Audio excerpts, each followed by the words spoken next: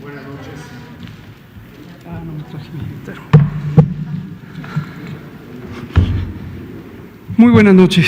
Son las 19 horas en punto del sábado 16 de mayo de 2020. Estamos en el Palacio Nacional de México, en la Ciudad de México. Vamos a iniciar la conferencia de prensa diaria sobre la situación de COVID-19, la pandemia causada por el nuevo coronavirus SARS-CoV-2. Hoy estoy yo nada más y me voy a centrar en varias cosas. El informe técnico, posteriormente presentaré los municipios de la Esperanza y explicaré por qué el concepto de municipios de la Esperanza, y también platicaremos sobre la inmunidad de rebaño, que es un tema que ha sido de interés, y abrimos a preguntas y respuestas. Entonces me voy a parar. Tráeme mi teléfono.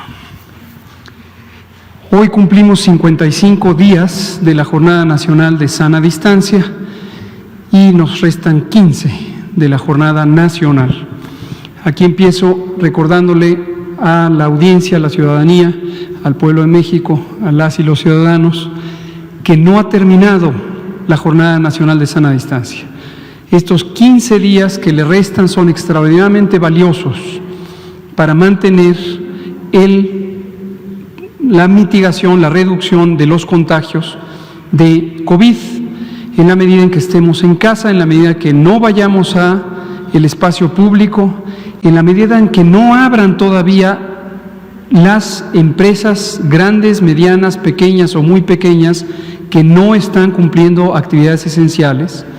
No pueden abrir todavía, no pueden y no deben, en ninguna parte del país, en ninguna parte del país. Esta es la jornada nacional y eso implica que esta es una disposición de carácter general de la Autoridad Sanitaria Nacional para todas las entidades públicas, sociales y privadas que tienen actividades de trabajo que no sean clasificadas como esenciales, que no fueron clasificadas como esenciales. No pueden abrir ni deben abrir. Si en su localidad usted identifica que hay empresas, comercios pequeños o medianos o grandes negocios que abrieron y que no son actividades esenciales, usted puede darse cuenta que en su locación, en el sitio donde usted reside, están haciendo una acción que no contribuye con el control epidémico. Y la acción que se haga hoy va a tener consecuencias dentro de aproximadamente 10 días. Pueden incrementar los contagios si hoy, sábado 16 de mayo, están abiertas las actividades económicas. O si ustedes salen a la calle, interactúan con unos otros, van a reunirse con otras personas, la consecuencia va a ser que en 7 a 10 días va a haber mayor cantidad de contagios.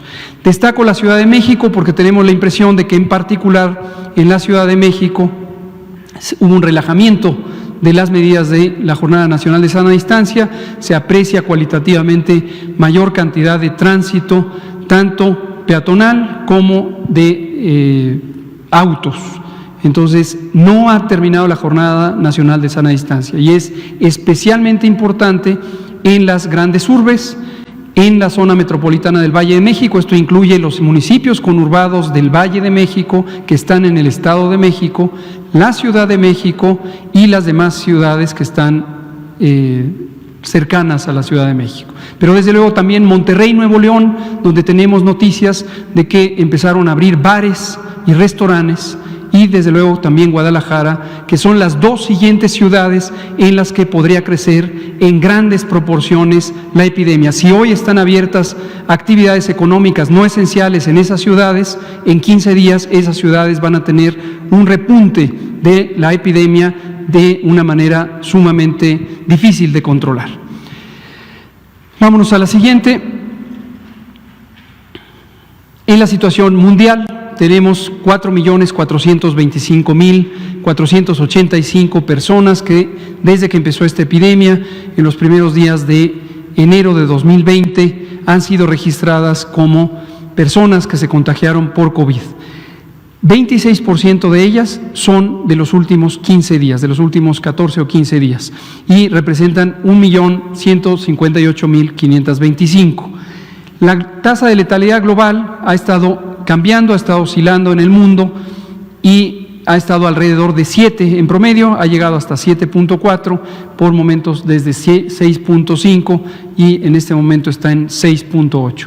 Notamos que la región europea va disminuyendo día con día la cantidad de personas que presentan COVID, mientras que la región de América sigue subiendo. Esto es la proporción que representan del total de casos en el mundo.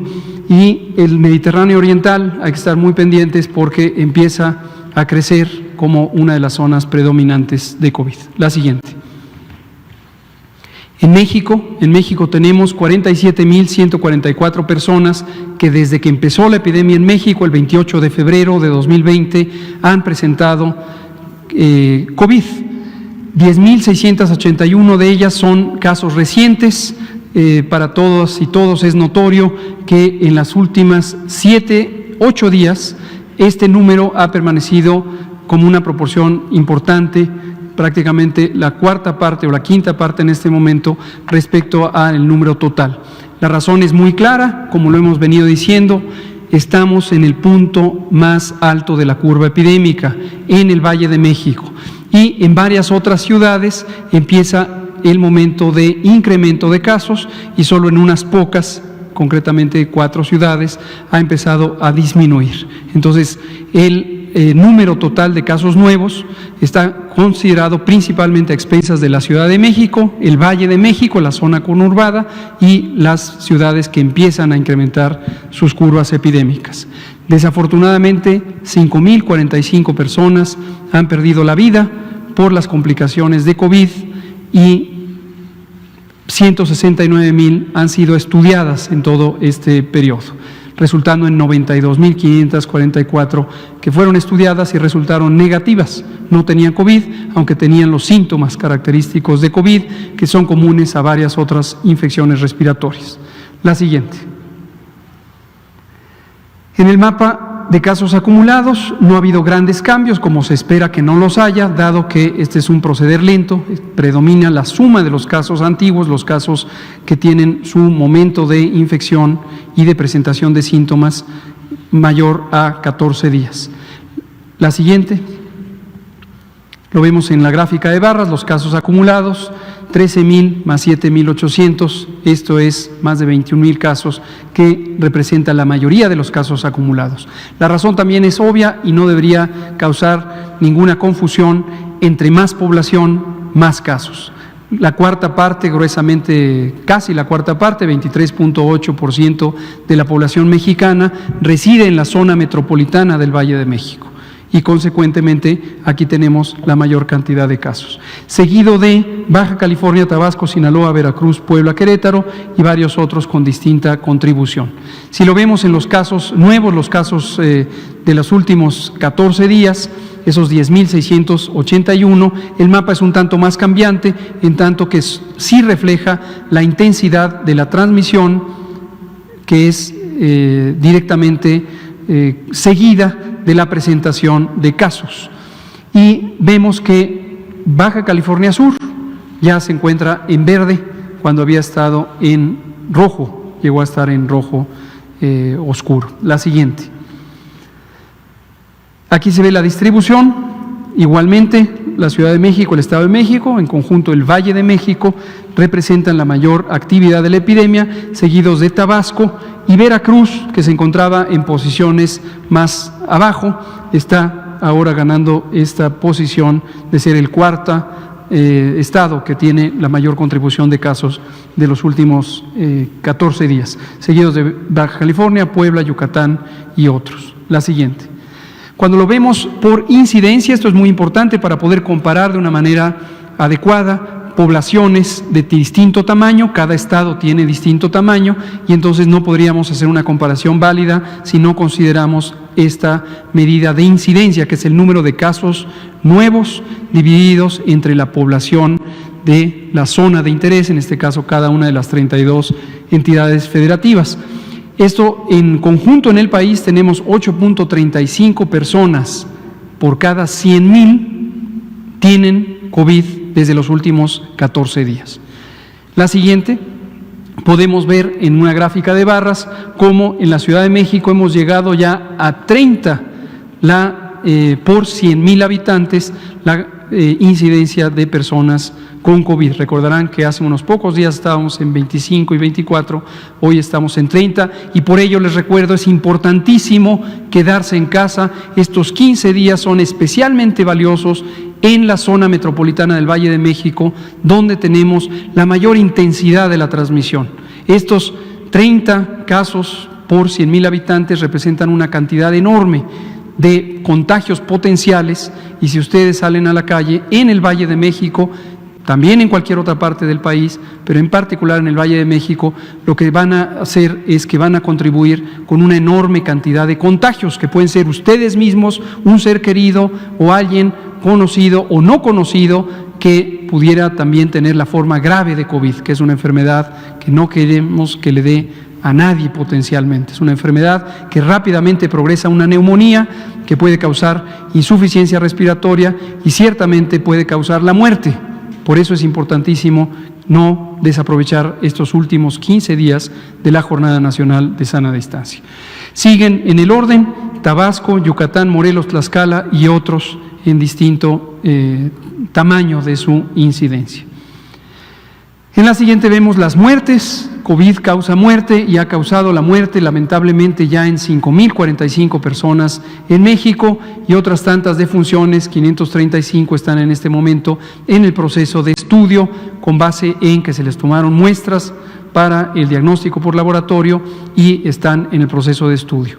Respecto a la mortalidad, como hemos comentado ya en repetidas ocasiones, también existen casos que desafortunadamente pierden la vida y no se les puede tomar o por alguna razón no se les toma un espécimen, una muestra de líquidos respiratorios para el diagnóstico por laboratorio y tenemos otros diferentes recursos, igual que en otras partes del mundo, para identificar o atribuir la causa de muerte a COVID.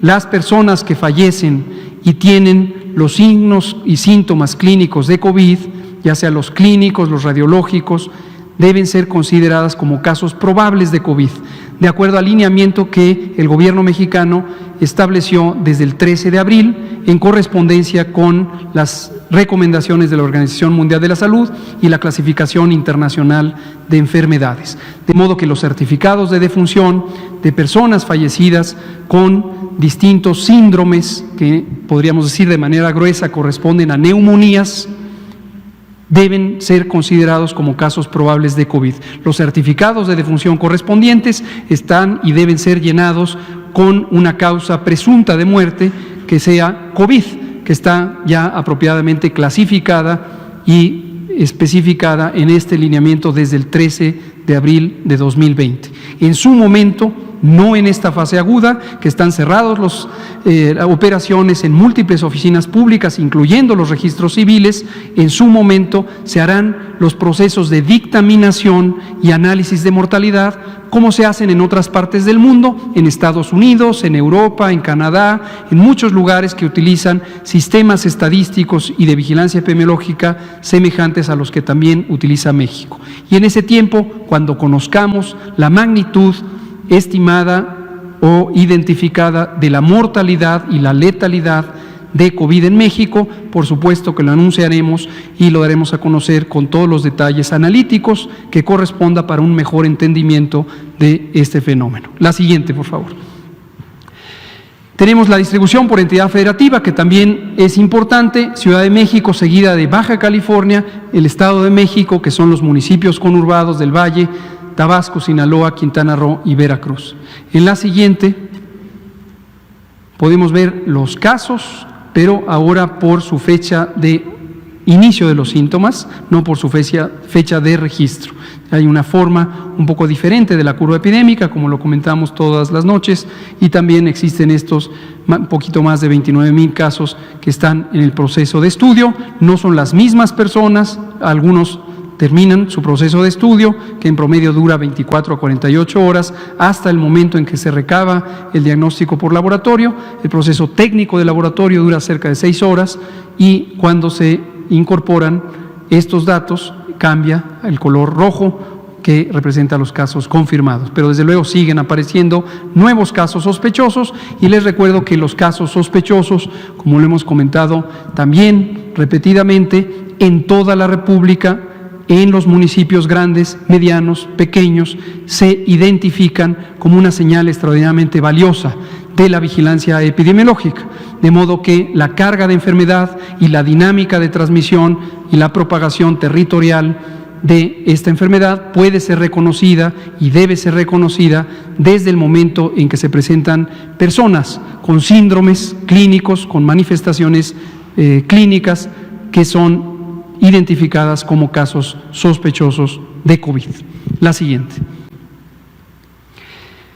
Tenemos finalmente nuestra curva epidémica acumulada, que acumula ya 47,144 casos. En los últimos 24 horas se sumaron 2,112 casos que representan 4.7% de esta cantidad o de la cantidad que había en el día previo. Esta curva, también les recuerdo, aprovechando que es sábado y tenemos un poco más de tiempo, esta curva nunca va a disminuir, nunca.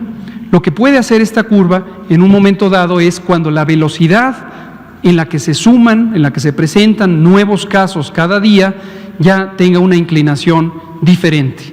Eventualmente llegará un punto en donde ya va a ser completamente plana, pero nunca va a presentarse hacia abajo. Esto lo digo porque sigo apreciando que algunas personas, incluidos comunicadores de los medios públicos, presentan a veces un poquito de interpretaciones alternativas, vamos a llamarle de esta manera, respecto a lo que quiere decir el famoso aplanamiento de la curva epidémica. No tengan la expectativa de que esto va a cambiar hacia abajo, nunca, porque esto es la suma de casos acumulados de COVID. En su momento, cuando vaya reduciéndose la ocurrencia de nuevos casos, empezará a tener esta forma plana y será completamente horizontal cuando ya no haya contagios. Todavía nos falta mucho tiempo para eso, nos faltan varias semanas, posiblemente meses, en la medida en que otras localidades diferentes a la Ciudad de México están precisamente en las fases iniciales de la epidemia o en las fases intermedias. Esta otra curva, que es la curva epidémica de casos nuevos, esta sí puede empezar a disminuir, es decir, la altura de estas columnas, que son los casos nuevos diarios que se presentan, en su momento, como ha ocurrido por momentos, empezará a ser más lenta, es decir, menos altura, hasta que llegará a ser cero. Cuando tengamos ningún caso nuevo, igual que esta curva será plana, aquí ya no habrá barras, no habrá columnas, cero nuevos casos. Nos falta todavía para llegar a ese punto. Y aprovecho para recordar qué quiere decir aplanar la curva. Aplanar la curva quiere decir que comparativamente con el escenario de lo que hubiera ocurrido si no se hubieran hecho las intervenciones, tenemos una curva cuyo tamaño, la suma de todas estas barras, que es precisamente esta, es 75% más pequeña de lo que hubiera ocurrido si no se hubieran hecho las intervenciones.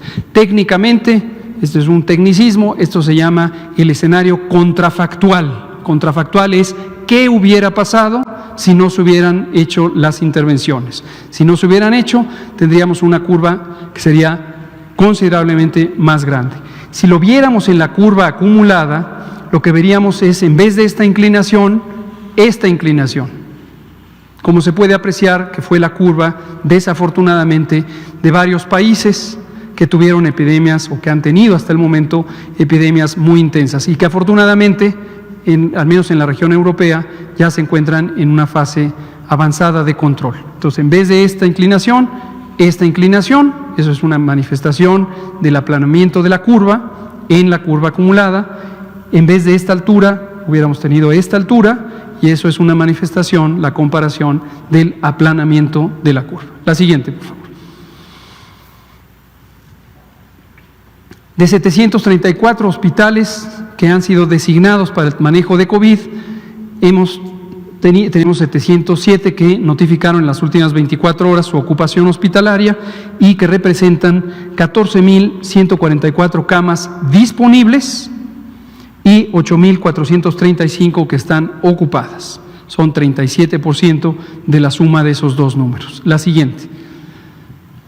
En esta gráfica de barras que representa los porcentajes de ocupación, vemos en el extremo derecho con las letras NAC la magnitud nacional de la ocupación hospitalaria y es 37% en conjunto para toda la suma de estos hospitales y sus camas. Y si lo vemos por entidad federativa, empezando por el sitio con la mayor ocupación hospitalaria, es la Ciudad de México, 73% ocupada, le sigue el Estado de México, 58%, Guerrero, 54%, Baja California, 52%, Sinaloa, 45%, y así respectivamente. La siguiente. Estas son la ocupación de camas que han sido destinadas para pacientes críticamente enfermos, primariamente las unidades de terapia intensiva y, en segundo lugar, las que fueron reconvertidas para recibir a pacientes en estado crítico. Les recuerdo que empezamos con 1.400 camas en existencia en nuestro Sistema Nacional de Salud y gracias a los distintos esfuerzos de expansión y reconversión hemos llegado a más de 8.500 camas para personas críticamente enfermas. Y el sitio más ocupado ahorita es Sinaloa, le sigue Baja California, le sigue el Estado de México y ahora está la Ciudad de México con 56%. En terapia intensiva ya no es la Ciudad de México el sitio con la mayor ocupación hospitalaria, lo cual puede ser una señal aún temprana, pero de el inicio de la estabilización de la curva epidémica. La siguiente. Vámonos a los municipios de La Esperanza. Tema nuevo, tema de interés, tema que ha estado con la expectativa. Tómenle fotos, por favor. De todos modos, ya saben que todo este material es de acceso público. Lo ponemos junto con todo lo demás en el sitio de internet coronavirus.gov.mx y también tenemos la visualización de datos que nos ha facilitado el Consejo Nacional de Ciencia y Tecnología a través de sus centros públicos de investigación, en particular el Centro Geo. ¿Qué quiere decir, antes de que nos concentremos en el tema de cuáles son los municipios o dónde están, por qué designamos estos municipios?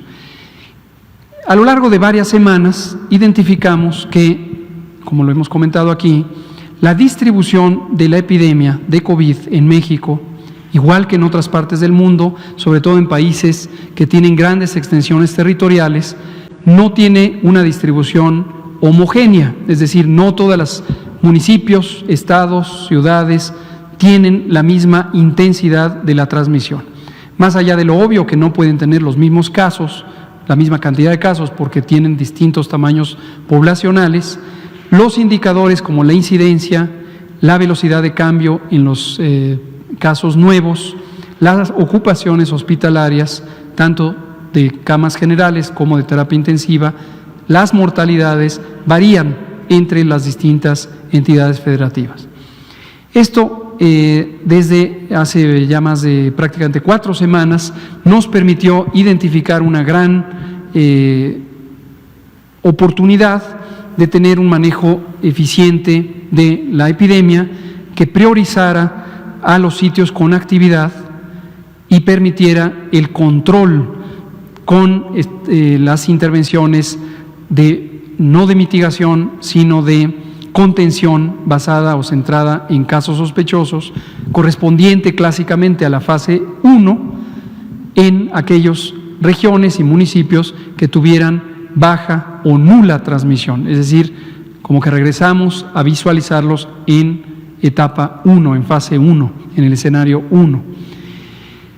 De estas zonas de baja transmisión, destaca la existencia de municipios principalmente en zonas rurales, geográficamente lejanas de ciudades medianas y grandes, y que tienen asentamientos humanos dispersos, en las que ha existido hasta el momento baja o nula transmisión. Y esto, lo que conforme nos acercamos al final de la Jornada Nacional de Sana Distancia, nos permitió visualizar la oportunidad de que en esos municipios, específicamente en esos municipios, pudiera haber una reintegración temprana de las personas a sus actividades convencionales.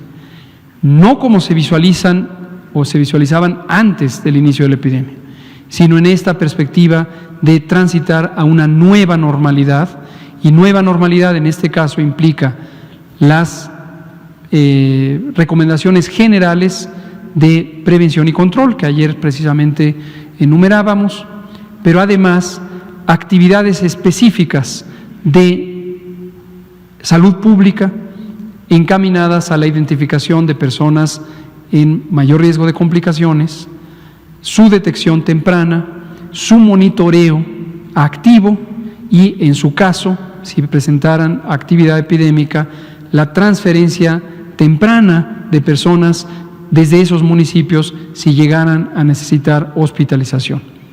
Entonces, todo esto es parte de un paquete de intervenciones. Se encuentran en varios de las entidades federativas. Hay una que destaca por ocupar la mayor cantidad de estos municipios, que es el estado de Oaxaca.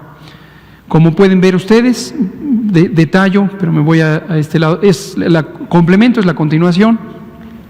Tenemos 3 categorías, son estados que no tienen contagios y que no son vecinos de, no estados, municipios. Municipios que no tienen contagios y no son vecinos de un municipio con contagios de COVID. Luego existen municipios que sí tienen contagios y existen municipios que son vecinos de quienes tienen contagios. ¿En cuánto tiempo? En 28 días. ¿Por qué 28 días? Porque de manera convencional, es hasta cierto punto arbitrario, pero en la epidemiología aplicada se consideran 2 periodos de incubación o 2 periodos del curso clínico de la enfermedad como un intervalo que permitiría que uno pudiera reconocer que no existe transmisión de la enfermedad. Es arbitrario, pero es bastante convencional utilizar este punto de referencia. De hecho, estamos utilizando aquí 4 periodos de incubación, porque el periodo de incubación de COVID es de 7 días. Y queremos hacerlo de la manera más extrema primero, con 28 días, 4 periodos de incubación, conforme veamos la respuesta de este cambio en la modalidad de mitigación en estos municipios. Si vemos que es una intervención segura, tenemos también identificados municipios que en 21 días no han tenido contagios o son vecinos de municipios con contagios, también en 15 días y desde luego en una semana y desde luego en tiempo real, porque lo estamos monitorizando todos los días. Entonces empezamos con 28, vamos a observar, en un momento dado, no tenemos una fecha preespecificada, pudiéramos ver que si hay una respuesta positiva, considerar otros. 324 son los seleccionados con esta categoría y también una cosa muy importante es garantizar que haya poca movilidad intermunicipal, particularmente a municipios que pudieran tener vecindad con municipios con contagios o propiamente municipios con contagios. No va a estar aquí la lista exhaustiva, vean nada más los números, pero hoy mismo en el sitio coronavirus.gov.mx van a ver ustedes la lista completa de todos los 2.463 municipios existentes clasificados por estas 3 categorías. Ahí está. La siguiente. Vamos a ver una panorámica de los mapas. Hay 5 mapas que son zoom de distintas regiones del país. Noten ustedes cómo, insisto, en varios estados de la República están presentes y aquí se ven en color verde, en color amarillo es esta zona de amortiguación, son municipios que son vecinos de municipios con contagios, pero no tienen contagios. Y luego están los municipios sin contagios y sin vecindad. Es decir, también la zona amarilla está sin contagios, pero son vecinos de municipios con contagios. En Sonora, en Chihuahua, unos pocos en Coahuila, en Jalisco, en los altos de Jalisco, la siguiente, aquí se puede ver, en Tamaulipas, principalmente en la zona del Agua Azteca, la siguiente, en Aguascalientes también, aquí tenemos Tamaulipas, aquí está el Agua Azteca, ahí están zonas fronterizas, la siguiente, Jalisco, es el mismo mapa, lo estamos recorriendo nada más para visualización. Durango, la zona central de Durango. La siguiente. En la zona central nos vamos a ir acercando hacia Oaxaca, donde está la mayoría, pero vemos Puebla. Puebla tiene también, en la Sierra Norte de Puebla hay una región con estas características. Noten, no pierdan de vista lo amarillo. En lo amarillo no hay contagios tampoco. No hay contagios. Pero en este momento no son elegibles como municipios de La Esperanza por esta razón. La siguiente. Oaxaca es donde claramente, tanto en la Sierra Norte de Oaxaca como en la Sierra Juárez y también hacia la zona de la costa, hay municipios con estas características. Noten ustedes que prácticamente la mayoría del territorio del estado de Oaxaca está sin contagios. La siguiente. Ahí está, Oaxaca, y vemos también Chiapas en los altos y también hacia la zona norte, donde está el municipio de los municipios sin contagios. La siguiente, creo que son todos los mapas. En Yucatán hay una zona también extensa y colinda con Quintana Roo. Toda esta zona no tiene contagios y el único que queda elegible es esta parte, pero vamos a ver. Recordarles y que quede muy claro, esto cambia dinámicamente. En un momento dado que los municipios verdes tuvieran a un vecino que empieza a tener contagios, pues desde luego el vecino se pasa a rojo, el verde se pasa a amarillo. Y si ese verde empieza a tener contagios, se pasa a rojo y ya no se puede considerar elegible. En ese momento se procederá de acuerdo a disposiciones locales, pero con recomendaciones federales. La recomendación será cerrar la movilidad en el espacio público, cerrar la movilidad en el espacio público. Esperamos que logremos mantenerlos sin contagios para que no tengan el impacto negativo que sí tienen, como lo sabemos, las intervenciones de reducción de la movilidad. La siguiente, inmunidad de rebaño. Todavía tenemos tiempo, son 7:30. Araceli preguntaba ayer, Araceli de Canal 11, y se lo agradezco, sobre el concepto de inmunidad de rebaño. Es un concepto importantísimo en la epidemiología de las enfermedades infecciosas que permite tomar ciertas decisiones útiles a la práctica de la prevención y control de las epidemias de enfermedades infecciosas. ¿Por qué se llama inmunidad de rebaño? Empiezo por el nombre, que ha sido intrigante para una parte de la ciudadanía. Un rebaño es un conjunto de individuos de la especie. Típicamente cuando pensamos en un rebaño, pensamos en ciertas especies animales de interés ganadero, pero ciertamente cualquier colectividad es un rebaño, colectividad de una especie. Si son peces se llama cardumen, si son ganado bovino se llama hato, si son cerdos se llama piara. Cada especie tiene su propio nombre, pero los fenómenos relevantes para la transmisión de enfermedades infecciosas son semejantes en cualquier especie de animales, incluidos los seres humanos, que también somos del reino animal. Nadie debe ofenderse porque se piense en esto. ¿Qué es importante aquí? Las enfermedades infecciosas se caracterizan por mecanismos de transmisión. Hay enfermedades que se transmiten por vía respiratoria, como es el caso de COVID, de influenza y de una enorme cantidad de virus y bacterias respiratorias. Hay enfermedades que se transmiten por otras vías, agua, alimentos, vectores, como es las enfermedades transmitidas por mosquitos aedes, dengue, chikungunya, zika. Hay enfermedades que se transmiten por sangre, hay enfermedades que se transmiten por contacto directo, hay enfermedades que se transmiten por contaminación del agua con elementos que están en la naturaleza. En fin, hay una gran cantidad de mecanismos de transmisión. El concepto de inmunidad de rebaño potencialmente aplica a cualquier mecanismo, a cualquier enfermedad de cualquier mecanismo, pero es más claramente identificable cuando se habla de enfermedades transmitidas de humano a humano, por cualquiera de las distintas vías. Hay enfermedades de transmisión sexual también, y son de gran importancia en salud pública.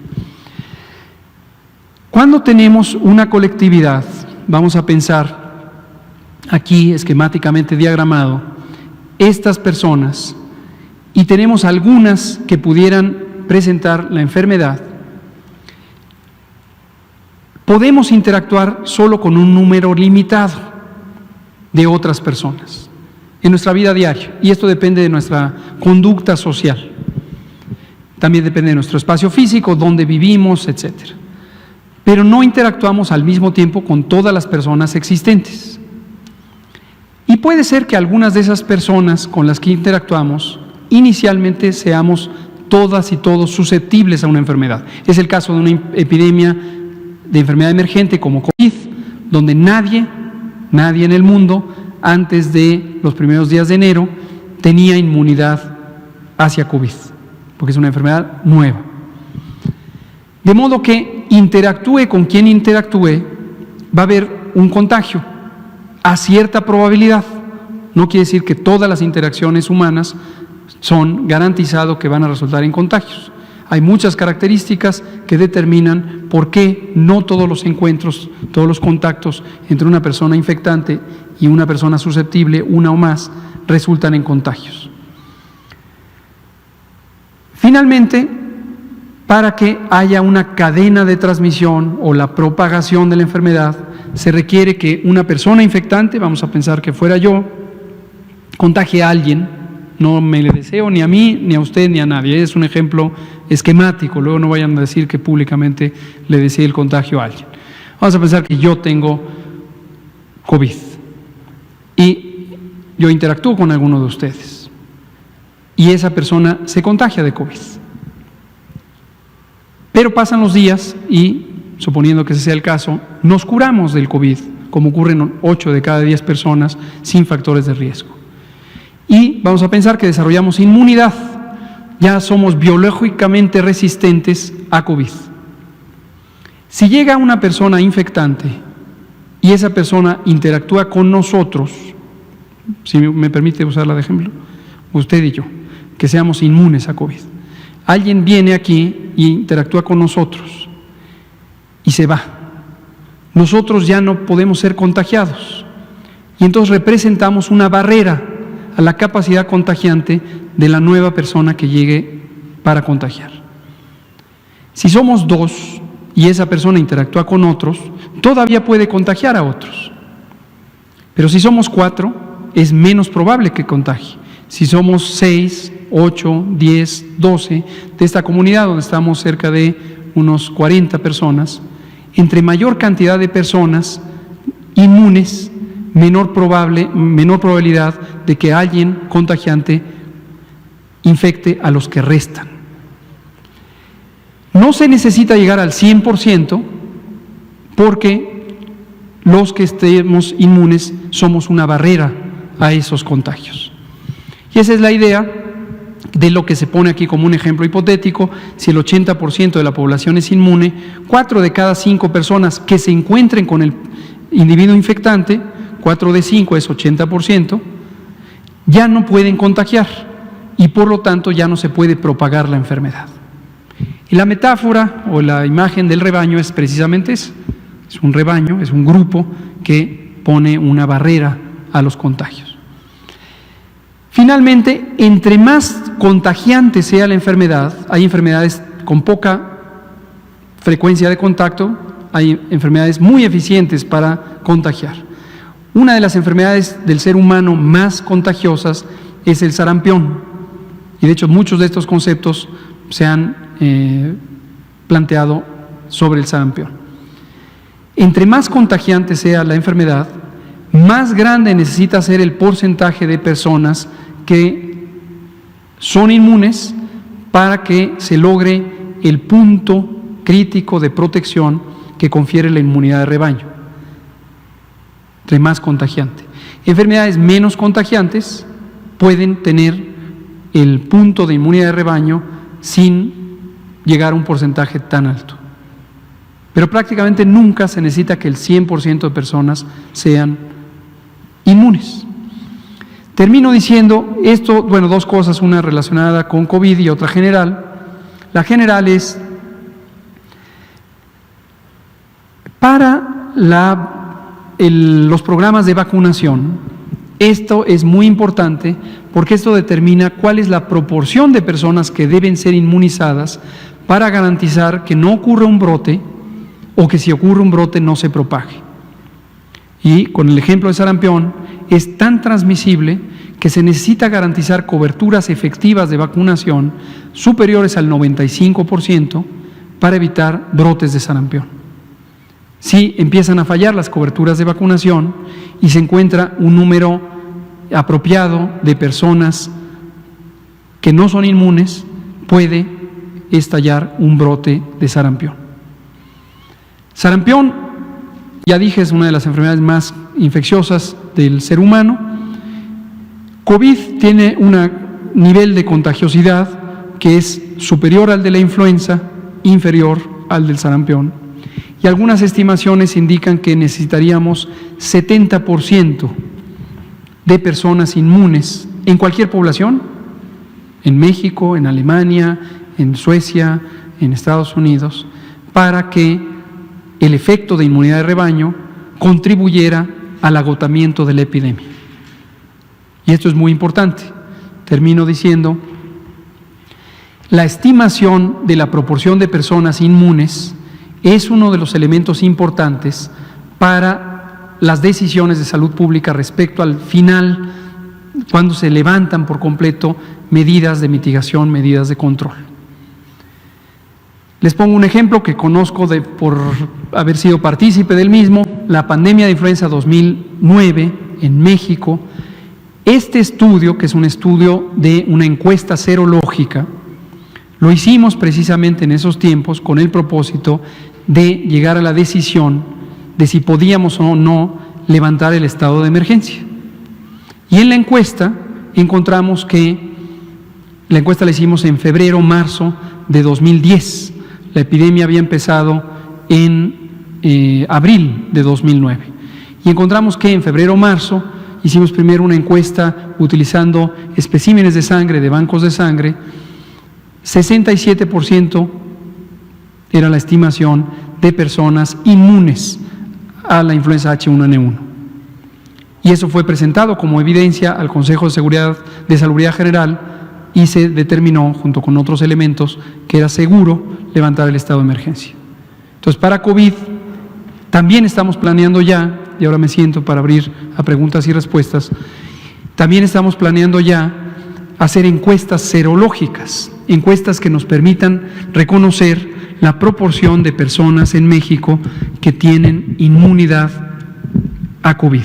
Son varios ejercicios de encuesta que estaremos haciendo, algunos tienen que ver precisamente con los lineamientos técnicos para la seguridad sanitaria en el trabajo, de los que hemos estado hablando recientemente, para hacer encuestas en los ámbitos de trabajo, en las empresas, particularmente las empresas medianas y grandes, y también la encuesta nacional de salud y nutrición, que a partir de 2020 es una encuesta anual. Esta es una encuesta que conduce el Instituto Nacional de Salud Pública, ya la estamos planeando para que incluya un componente COVID y también una cero encuesta COVID. Vamos a abrir a preguntas y respuestas. Le damos a Araceli, que era quien preguntó por la inmunidad de rebaño. Usted sigue, usted que está pendiente desde hace unos días. Luego nos vamos acá con Carlos y ahí nos vamos siguiendo. Gracias por exponerlo.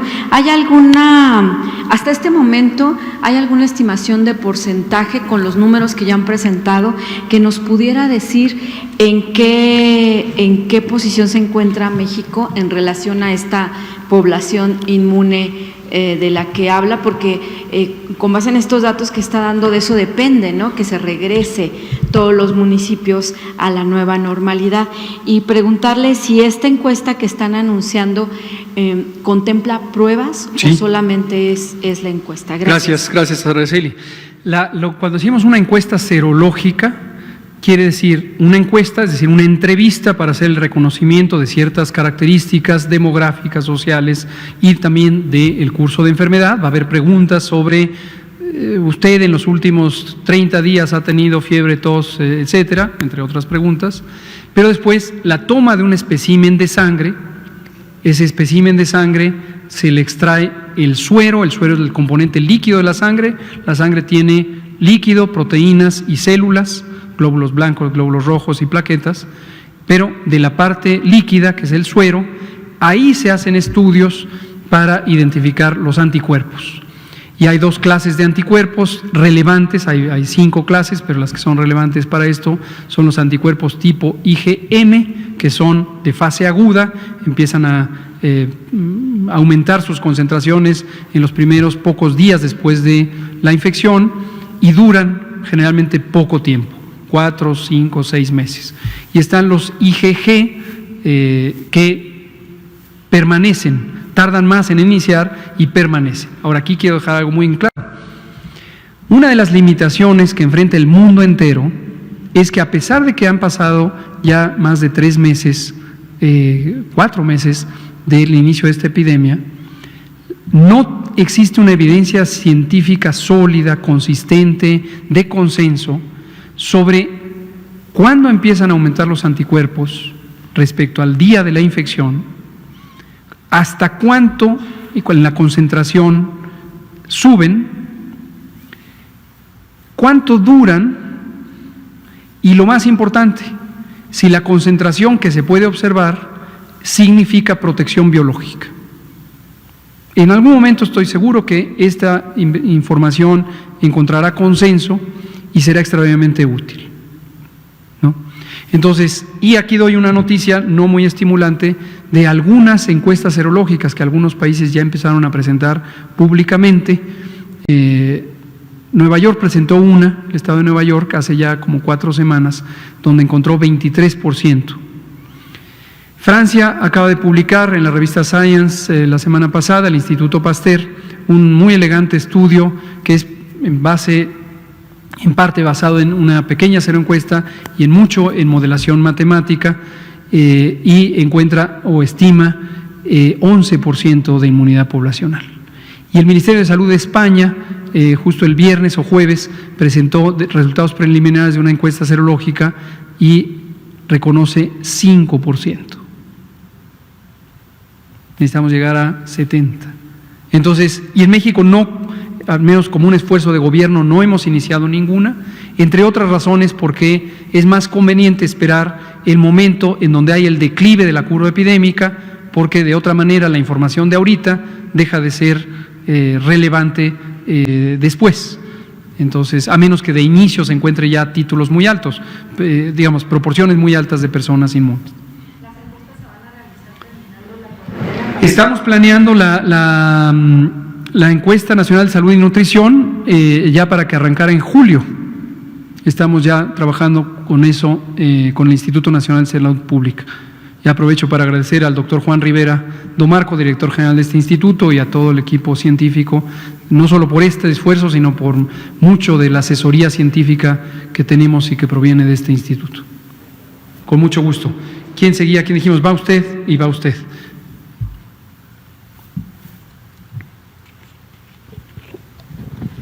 Doctor Hugo López-Gatell, muchas gracias. Soy Toño Visa, de Toño Visa Channel Subterráneo. Correcto. Primeramente agradecerle en base a muchas mexicanas y mexicanos, porque también me baso en informarme de lo que vierten en las redes sociales, sobre toda esta actitud responsable de parte de ustedes, de la Secretaría de Salud, por el hecho de estar previniendo una crisis hospitalaria.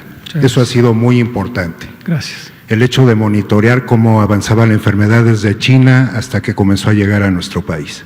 Eso también se los queremos agradecer. Gracias. Yo le quisiera preguntar, ¿por qué no adquirió la Secretaría de Salud el hecho de informarnos un poco más de alimentación en más conferencias, que es tan importante porque contamos con muchas plantas y muchas frutas en nuestro país que realmente nos ayudan a fortalecer nuestro sistema inmune, además de nutrirnos? Segundo, ¿por qué no ser un poquito más, también traernos más conferencias sobre psicología? Digo, las ha traído, pero pensamos que es en un número muy mínimo. Correcto. Y esto ayudaría también mucho a aprovechar la oportunidad para concientizar a la población, a ayudarla a madurar, a ayudarla a entender. Estas son mis preguntas. Gracias. Le agradezco sus preguntas y, si me lo permite, se las tomaré como sugerencias y recomendaciones sobre las que podemos actuar. Efectivamente, pues cantidad de lo que hayamos hecho hasta ahorita, pues ya no lo podemos recuperar, pero todavía veo oportunidades. Como usted bien señala, la nutrición es un aspecto fundamental de la salud humana.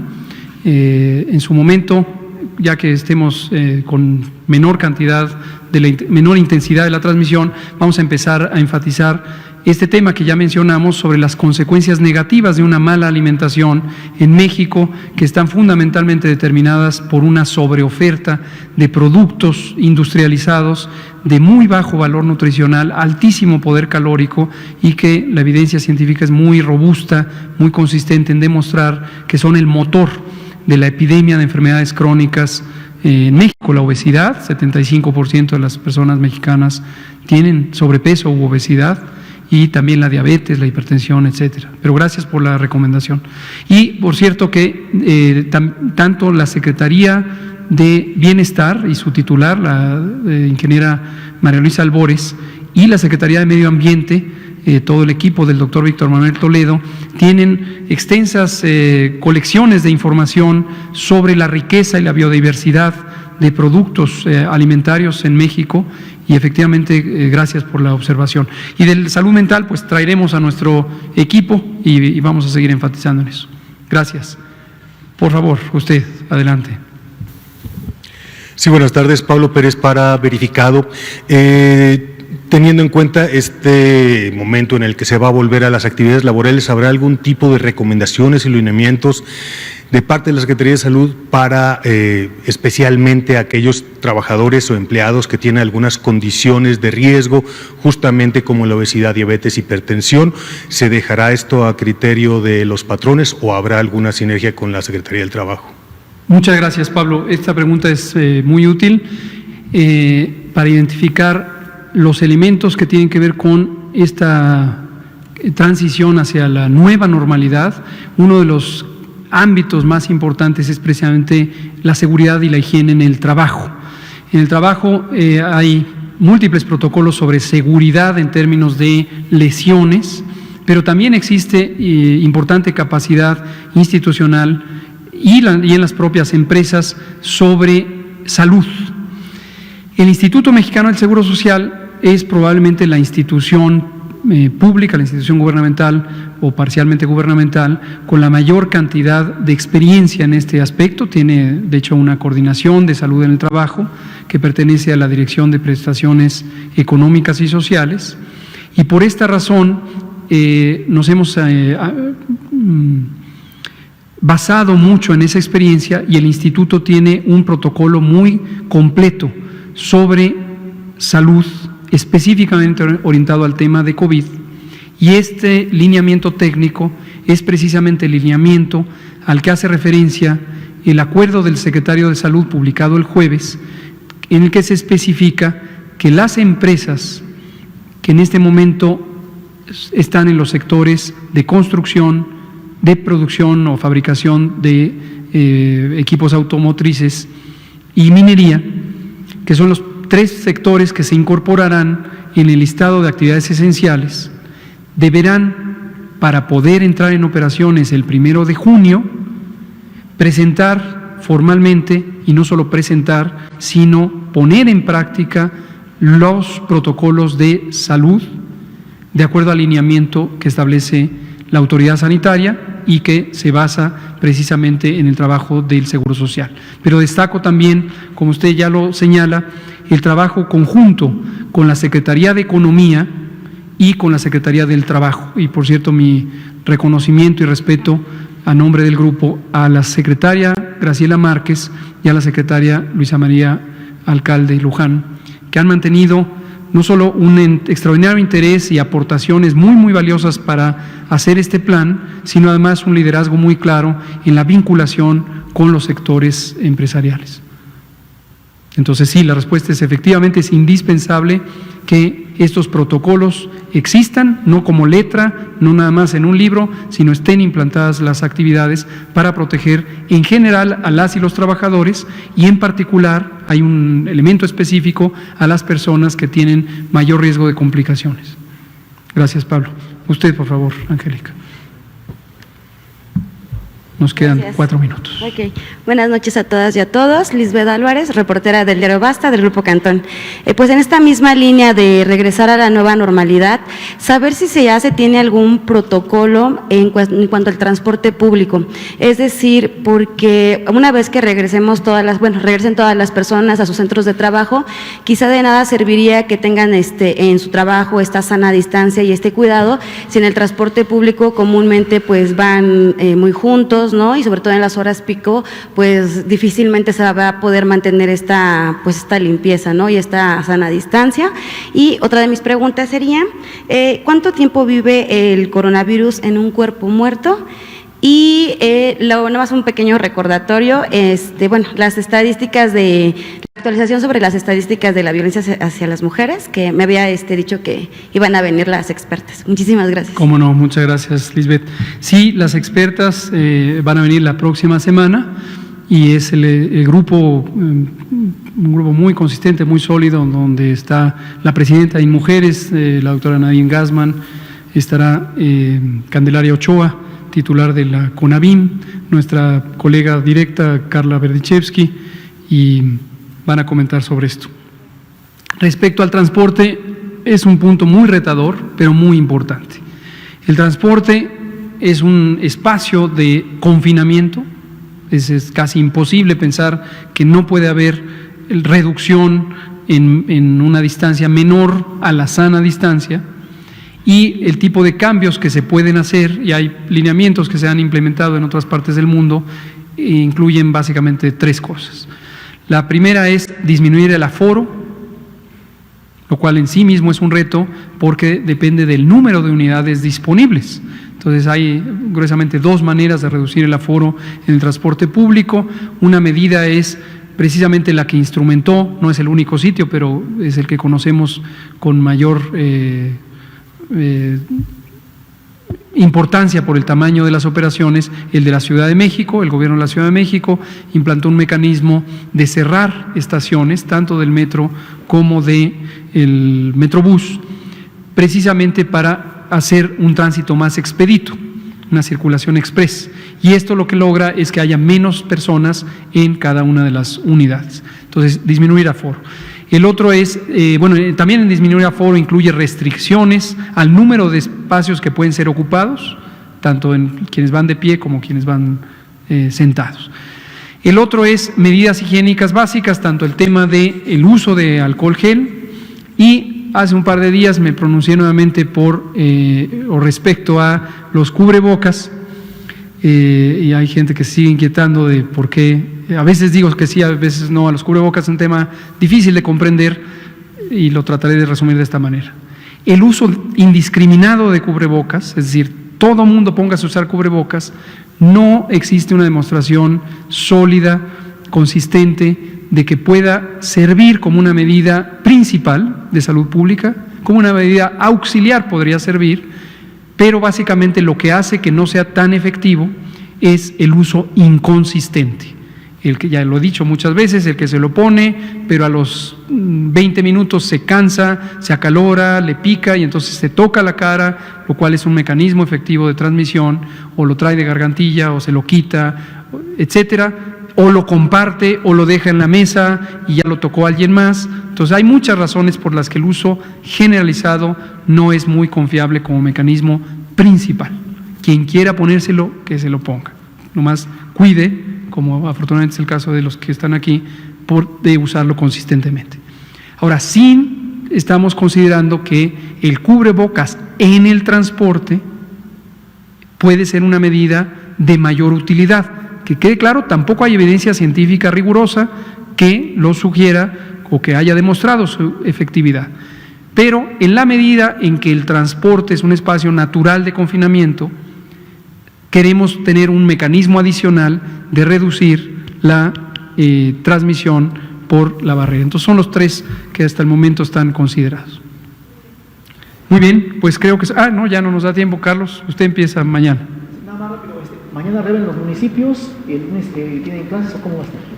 De los municipios de La Esperanza, estos municipios, gracias Carlos, los municipios, esto lo vamos a comunicar formalmente mañana a los gobernadores de los estados relevantes y la gobernadora de Sonora, ya lo saben porque hemos tenido conversaciones, pero la lista se las vamos a hacer de conocimiento formal, porque si ellas y ellos deciden, el lunes podrían empezar a operar los municipios correspondientes, los que están en verde.